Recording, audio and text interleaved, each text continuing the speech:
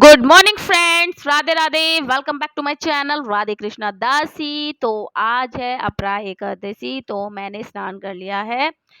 तो देखिए, सबसे पहले हम चलते हैं मंदिर के अंदर, जो कि मैं आ चुकी हूँ मंदिर के अंदर। तो वीडियो आप लोग पूरी वॉच करना भाई लास्ट तक, क्योंकि आज के वीडियो में आपको व्रत की संपूर्ण कथा मिलेगी और छोटा सा उपाय भी मिलेगा। ठीक है, तो वीडियो पूरी वॉच किया करो लास्ट तक, स्किप बिल्कुल मत किया करो। तो सबसे पहला काम हमें किसी भी एकादशी पे जो करना होता है वो है, सबसे पहले उठना होता है ब्रह्म मुहूर्त में। उसके बाद अपने भगवान जो भी आपके मंदिर में विराजित हैं उनके विग्रह के दर्शन। नेक्स्ट काम आपको सबसे पहले क्या करना चाहिए, देखिए हम कोई भी व्रत करते हैं तो करते हैं संकल्प, और संकल्प होता है हमारा जल से। ठीक है, तो हमें क्या करना है, सबसे पहले तो हमें, आज संडे है तो सूर्य के दिन है, आज तो सूर्य भगवान का दिन है, तो इसलिए हमें संडे वाले दिन, जिनका सूर्य खराब है, तो वैसे भी खराब हो या ना हो, संडे वाले दिन तो एटलीस्ट जरूर सूर्य को जल चढ़ा दिया करो। ठीक है, और बाकी व्रत का संकल्प जो है सूर्य भगवान को जल चढ़ाकर ही ले लिया करो। ठीक है, तो क्योंकि जैसे किसी को नहीं पता कि हमें संकल्प कैसा लेना है, तो सबसे पहले हमें सूर्य भगवान को नमस्कार जल चढ़ा दीजिए और वहीं से हम अपने व्रत का संकल्प कर लेते हैं स्टार्ट। तो आप चलेंगे अंदर। अंदर मैं आ गई हूँ, तो मुझे क्या करना है ना, सबसे पहले मैं आप लोगों को बता दी हूँ कि हम करेंगे क्या सबसे पहले। तो क्योंकि देखिए क्या होता है, जैसे मैं क्या करती हूँ, एकादशी पे सारे विग्रह को स्नान कराती हूँ। ठीक है, घर मेरे मंदिर में जितने भी विग्रह हैं उन सबको स्नान कराना होता है, तो इस वजह से मैं हो जाती हूँ लेट। तो आज मैंने एक मतलब ट्रिक लगा लीजिए, कह लीजिए एक छोटी सी जुगाड़ लगाई। तो मैंने कहा सबसे पहले जो हमारे अन्य विग्रह होंगे सबसे पहले स्नान उनको कराऊंगे, उसके बाद करेंगे हम अपने राधा रानी और श्यामा जी का श्रृंगार। तो देखिए यहाँ पर मैं अपने श्री श्याम जी को लेके आ गई हूँ मंदिर से बाहर। तो मैं यहीं पे करती हूँ क्योंकि ड्राइंग रूम में ही मेरा मतलब जो है मंदिर है। ठीक है, अटैच है, मतलब अंदर नहीं है ड्राइंग रूम के, ड्राइंग रूम है। ये देखिए बहुत सुंदर सी ड्रेस जो सेवा हमेशा मेरी एकादशी पर देती हैं बुटीक वाली, ये उन्हीं की सेवा है जो आई है मेरी एकादशी पर। कॉटन की ड्रेस उन्होंने बना के दी है, गर्मी बहुत ज्यादा है गाइस, तो खुद भी कॉटन के कपड़े पहनिए। और बिहारी जी और श्री श्यामा जू को भी, आप लोग लाडली जू को भी यही वस्त्र धारण कराइए अपने अनुसार। ठीक है, ऋतु के अनुसार वस्त्र होने चाहिए, ऐसा नहीं आपको उनको बहुत ज्यादा मतलब कुछ ज्यादा श्रृंगार कर दो या बहुत ज्यादा, देखिए आप लोग भी परेशान हो जाते हैं तो वो नहीं होंगे परेशान। तो देखिए भावना सबसे मोस्ट इम्पोर्टेंट होती है, भावना को रख कर ही हमें श्रृंगार करना चाहिए। तो देखिए छोटी सी उन्होंने चोली बनाई थी यहाँ पे, और मैं कर रही हूँ यहाँ पे श्रृंगार अपने श्री श्यामा तो जू देखिए का। श्रृंगार है तैयार। तो इनकी जो धोती थी, आज बहुत सुंदर धोती बनाई है उन्होंने, और देखिए श्रृंगार मैंने ये किया है।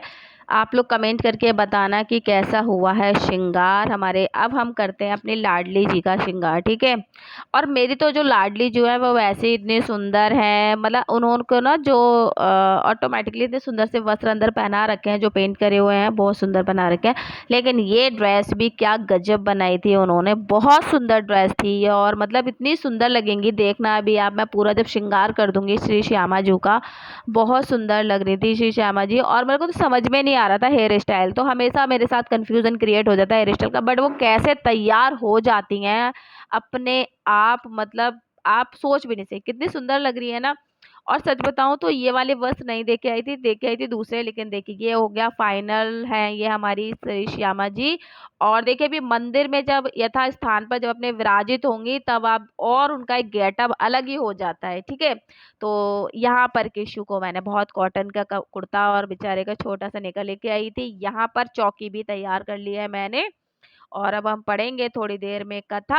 तो देखिए चौकी मैंने इसलिए नहीं कुछ आप लोगों को बताई लगाते टाइम, क्योंकि हर बार ही बताती हूँ, तो इस बार मुझे लगा कि बताने की आवश्यकता नहीं है। बाकी आप देख लीजिए जिस तरीके से मैंने लगाई, ऋतु के अनुसार फल लगाया, दीप प्रज्वलित किया है, धूप दीप ये चीजें देखो होती ही होती हैं, पुष्प होते हैं, और कलश स्थापना होती होती है, और विष्णु भगवान का लक्ष्मी माता के साथ चित्र होना अति आवश्यक होता ही होता है। और करना लगा सकते हैं, लक्ष्मी गणेश को आपको चौकी पर जरूर बिठाना चाहिए, क्योंकि गणपति भगवान के बिना पूजा होती है अधूरी। तो लक्ष्मी गणेश तो जरूर विराजने चाहिए। आप लोग अगर आपके घर में मतलब अगर नहीं हटाते हैं तब आप सुपारी के भी रख सकते हैं। ठीक है, अगर आप इस तरीके से हटा के रख सकते हैं तो रख सकते हैं। चलिए सुनाती हूँ अब आप लोगों को कथा। देखिए, ज्येष्ठ कृष्ण एकादशी यानी अपरा एकादशी की महिमा भगवान श्री कृष्ण ने युधिष्ठिर को बताई थी। भगवान श्री कृष्ण ने धर्मराज युधिष्ठिर से कहा था कि राजन, एकादशी को दो नामे से जानी जाती है, एक अपरा एकादशी, दूसरी अचला एकादशी। ठीक है, दोनों एक ही हैं। ठीक है, यह एकादशी अपार धन देने वाली, जो मनुष्य इस एकादशी का व्रत रखते हैं वे संसार में प्रसिद्ध हो जाते हैं। भगवान श्री कृष्ण के अनुसार अपरा एकादशी के दिन भगवान त्रिविक्रम की पूजा की जाती है। इस व्रत के प्रभाव से ब्रह हत्या, भूत योनि, दूसरों की निंदा से पाप दूर हो जाते हैं। इस व्रत के प्रभाव से परस्त्री गमन, झूठी गवाही, झूठ बोलने वाला, झूठे शास्त्र पढ़ना, झूठा ज्योतिषी बनना या झूठा वैद्य बनना जैसे पाप कट जाते हैं। मुरलीधर भगवान श्री कृष्ण के अनुसार जो क्षत्रिय युद्ध से भाग जाते हैं नरकगामी होते हैं, लेकिन अपरा एकादशी के व्रत से ये लोग भी स्वर्ग को प्राप्त कर लेते हैं। जो मनुष्य गुरु की निंदा करता है वो नरक का भागी बनते हैं, लेकिन अपरा एकादशी इन्हीं के पापों से मुक्ति मिल जाती है। ठीक है, तो ये हो गई अपरा एकादशी की महिमा।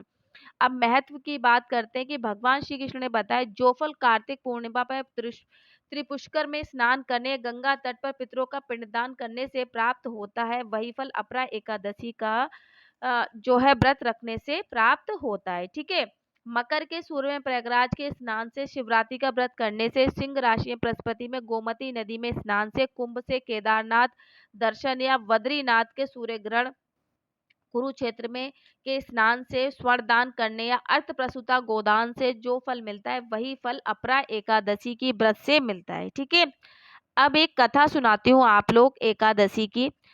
तो भगवान कृष्ण ने युधिष्ठिर से एक प्रचलित कथा भी सुनाई थी, जिस व्रत के दिन साधक को सुनना चाहिए। उसके अनुसार प्राचीन काल में महाध्वज नाम एक धर्मात्मा राजा राज्य करता था। उसका छोटा भाई वज्रध्वज क्रूर, अधर्मी और अन्यायी था। वह बड़े भाई से द्वेष रखता था। एक दिन उसने अपने बड़े भाई की हत्या कर दी। उसकी देह एक जंगल में पीपल के पेड़ के नीचे गाड़ दिया। अकाल मृत्यु के कारण राजा प्रेत बन गया और उसी पीपल के पेड़ पर रहकर उत्पात करने लगा। एक दिन धौम्य ऋषि उधर से गुजरे। उन्होंने पेड़ पर प्रेत देखा तो तप के बल से उसकी कहानी जान ली, उसके उत्पात के कारण समझ लिया। उसके बाद ऋषि ने उसे पीपल के पेड़ से उतारा और परलोक विद्या का उपदेश दिया। इसके अलावा ऋषि ने स्वयं ही राजा को प्रेत योनि से मुक्ति के लिए अपरा एकादशी का व्रत किया और उसे आगति से छुड़ाने के लिए व्रत के पुण्य फल को प्रेत बने राजा को अर्पित कर दिया। इस पुण्य के प्रभाव से राजा प्रेत योनि से मुक्त हो गया और ऋषि को धन्यवाद देता हुआ दिव्य देह धारण कर पुष्पक विमान से स्वर्ग चला गया। भगवान श्री कृष्ण ने युधिष्ठिर से कहा कि हे राजन, इस कथा में मैंने लोकहित के लिए कही है। इसे पढ़ने और सुनने से मनुष्य के सभी पाप जो होते हैं, सभी पापों से जो है व्यक्ति मुक्त हो जाता है। तो देखिए, यहाँ पर आप लोगों को मैंने कथा सुना दी है। ठीक है, अब मैं बताती हूँ आप लोगों को छोटा सा उपाय जो कि आप अपरा एकादशी पे करेंगे। ठीक है, तो चलिए बात करती हूँ उपाय की। तो अगर आप अपने जीवन में खूब उन्नति चाहते हैं तो आज के दिन एक जटा वाला नारियल लेकर उस पर लाल मौली या कलावा बांधकर वे श्री हरि का ध्यान करते हुए उसे बहते जल में प्रवाहित कर दें। ठीक है,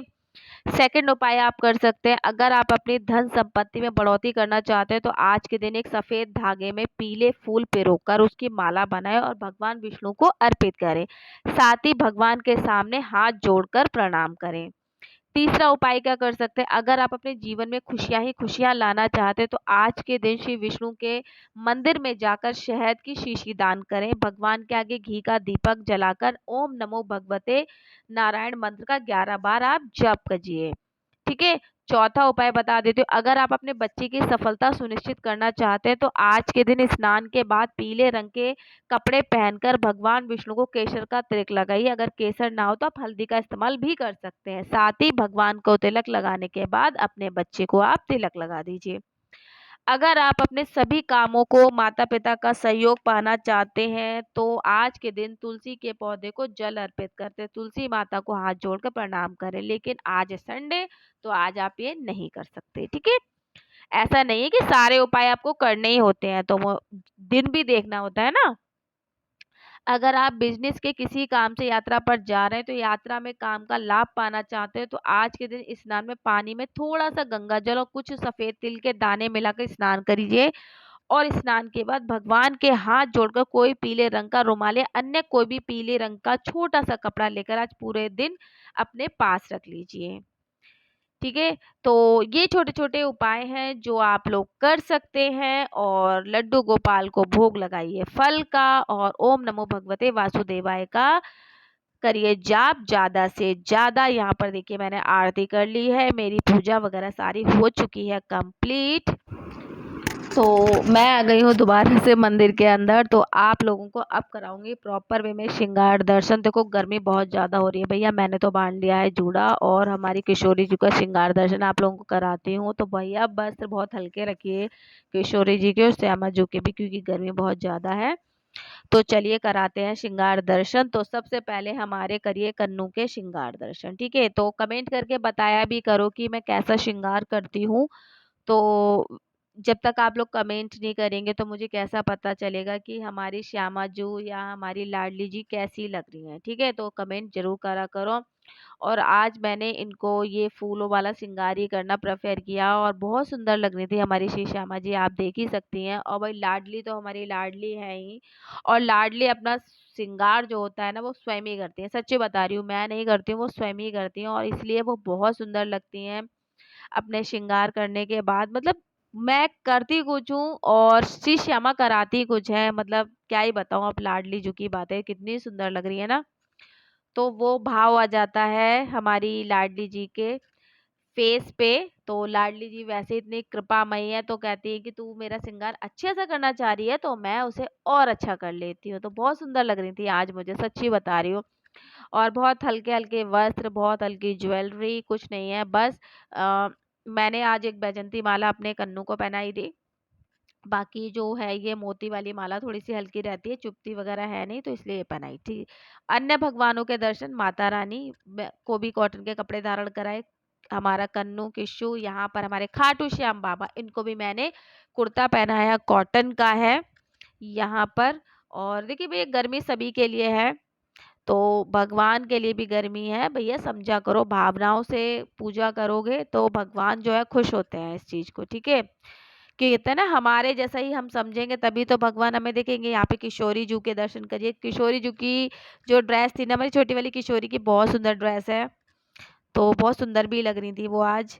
और यहाँ पे माता रानी के दर्शन दोबारा एक बार कराती हूँ, वो उनको मैंने वही किशोरी जू की जो ड्रेस थी ना पिंक कलर की, वो पहनाई थी, तो बहुत सुंदर लग रही थी। श्री श्याम जी के दर्शन कर लीजिए, एकादशी पर जरूर करने चाहिए। किशु को कॉटन के कपड़े पहनाए हैं, कॉटन का कुर्ता टाइप का था ये, तो वो अपना आराम से यहीं पे खुश रहता है। वो चाहे उसे मैं कितना भी अंदर लूँ, लेकिन नहीं जी, उसे बैठना यही होता है यहाँ पे आराम से। और आज जो श्री श्यामा की जो है मुरली भी इन्होंने ले ली है यहाँ पे। तो इसी के साथ करूँगी अपने वीडियो का एंड। और आपको देखिए पारण है कल, तो टाइमिंग वगैरह मैंने आपको बता दी। और इस में ना आपको इस वीडियो में मैं आपको डिस्क्रिप्शन में या फिर लास्ट में कहीं पर एकादशी की कथा भी डाल दूंगी, तो अगर आप पढ़ना चाहें तो वहाँ से भी पढ़ सकते हैं। तो अपने वीडियो का करूँगी ये एंड, और आपको पता ही है कि क्या करना है, लाइक सब्सक्राइब और कमेंट करने हैं भर भर के। मेरी वीडियो को लाइक करो, कमेंट करो और शेयर करो बहुत ज़्यादा, तो यही से करेंगे एंड। तो बाय बाय, और अब मैं मिलूंगी आपको नेक्स्ट वीडियो में।